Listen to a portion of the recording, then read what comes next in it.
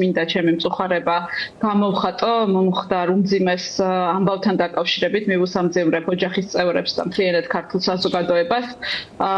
ზოგადად ჩანს უსაფრთხო და სიცოცხლისთვის და ჯანმრთელობისთვის უსაფრთხო გარემოში ცხოვრება ეს არის ადამიანის ფუნდამენტური უფლება. ეს არის უფლება, რომელიც არის გარანტირებული კონსტიტუციით და რომლის უზრუნველყოფის ვალდებულებაც აქვს ხელისუფლებას. ამ შემთხვევაში მე ასეთ შემთხვევებს ვერ ვუწოდებ ნამდვილად როგორც ცდილობს ხელისუფლება დაარქვას მას რაღაც ტრაგიკული შემთხვევითობა.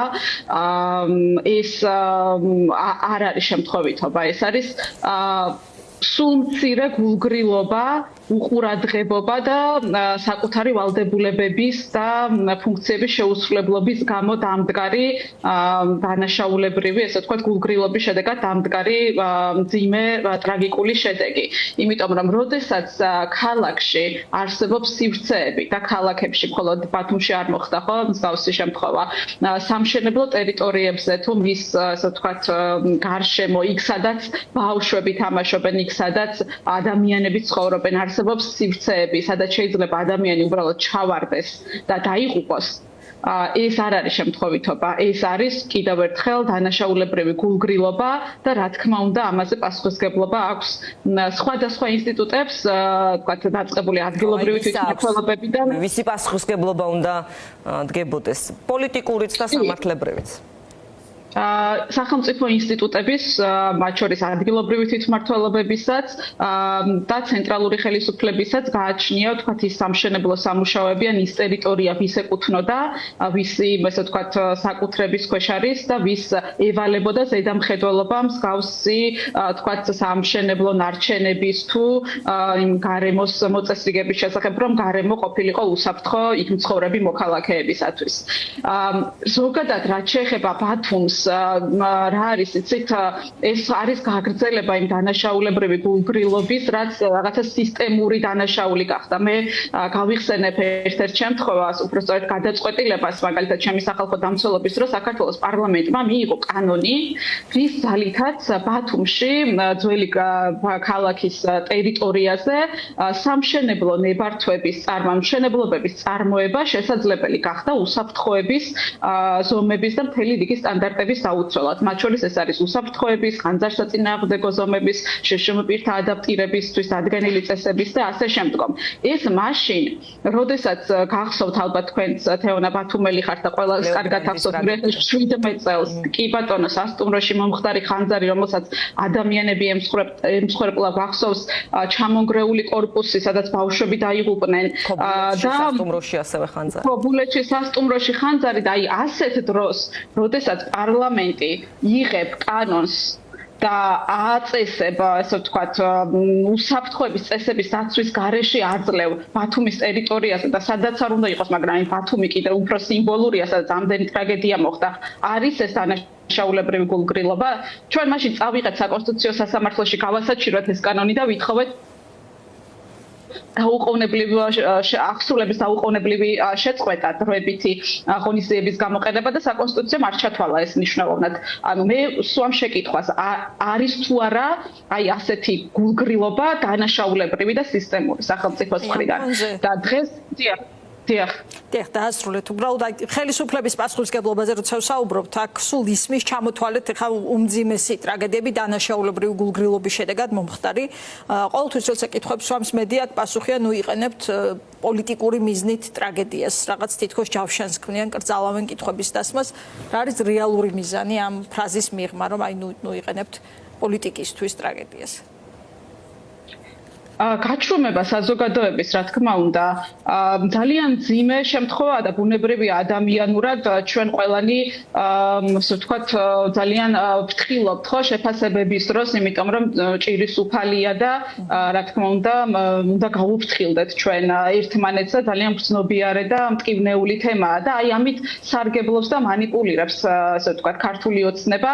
მე კიდევ ერთხელ ჩამოვთვალე შემთხვევები, როდესაც როდესაც ხელისუფლება იღებს სისტემურად ისეთ კანონებს, ან ლობირებს ისეთ კანონებს, რითიც უგულვებელყოფილია უსაფრთხოების ზომები მოქალაქეების სიცოცხლისთვის და ამის შემდგომ მსგავს შემთხვევებს, როდესაც იქ უნდა ყოფილიყო, არ ვიცი, შეიძლება ინსპექციის ვალდებულება იყოს, სამშენებლო რეგულაციებით უნდა ყოფილიყო დარეგულირებული, როგორ შეიძლება არსებობდეს ჭები, თხრილები, სადაც შეიძლება ბავშვი ჩავარდეს და დაიხრჩოს და ეს იყოს ტრაგიკული შემთხვევა და ესე გაუთვალისწინებელი შემთხვევა, ხო?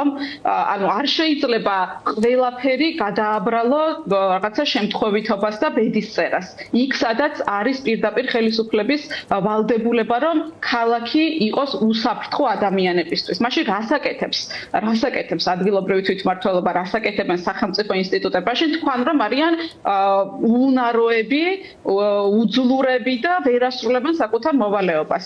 ეს არის რეალურად ეს მდგომარეობა. მხოლოდ მიზეზი თუ აი რატომ არ იცვლება პოლიტიკა ამ დანაშაულიდან დანაშაულამდე რეალურად ხო რა ბარიერი რა არის?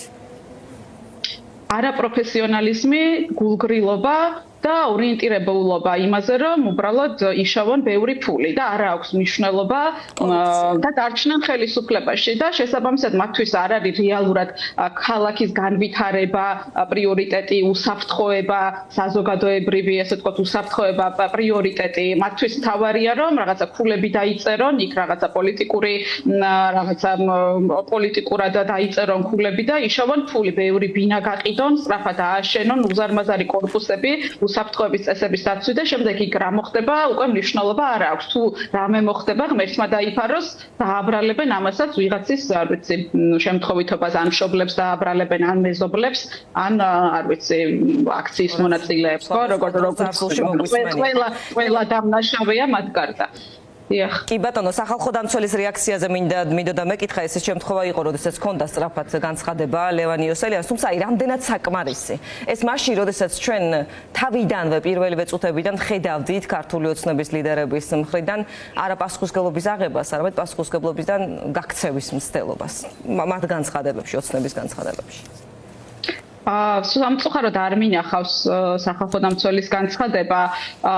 უბრალოდ ხო, ვიცით რა არის მნიშვნელოვანია, რომ მსგავს შემთხვევებზე მოხდეს ზედამხედველობის და მონიტორინგის გაგრძელება.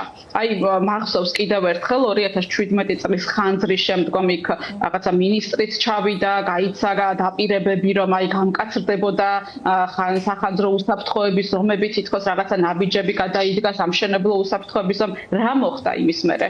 მოხდა ის, რომ საერთოდ კანონი მიიღეს, სადაც უსაფრთხოების წესები საერთოდ აღარ არის გაწერილი და მშენებლებს აძლევენ ნებართვას, რომ აი ამ წესების უგულებელყოფით დაიწყო მშენებლობები. ანუ უნდა რაღაც ესეთი საშინელი ტრაგედიები, უბედურებები, როცა ხდება, აი გულგრილობით, დანაშაულებრივი გულგრილობით, მას რაღაცა შედეგები უნდა მოსდევდეს და მათ შორის საზოგადოებაც უნდა იყოს უფრო მომთხოვნი და უფრო ფხიზლად, იმიტომ რომ ჩვენ რაღაცა შევეჩვიეთ აი ამ რეალობაში ცხოვრებას, რომ შეიძლება ბავშვი გავიდეს საჯარო სივრცეში და ან შადრევანში დაიღუპოს, ან სადღაც ხრილში ჩავარდეს და რატომღაც ეს არ ვიცი, თითქოს რაღაცა ჩვენი ყოველდღიურობა გახდა, არ ვიცი, შემზარავი მდგომარეობა, უსაფრთხო, აღარ არის საჯარო სივრცეები, რომელზე ზედამხედველობაც და რომლის უსაფრთხოებაც ევალება სახელმწიფო ინსტიტუტებს და იმ ესე ვთქვათ ძალას, რომელიცაც გააჩნია ხო ძალაუფლება და რომელიც აკონტროლებს ამ სახელმწიფო ინსტიტუტებს.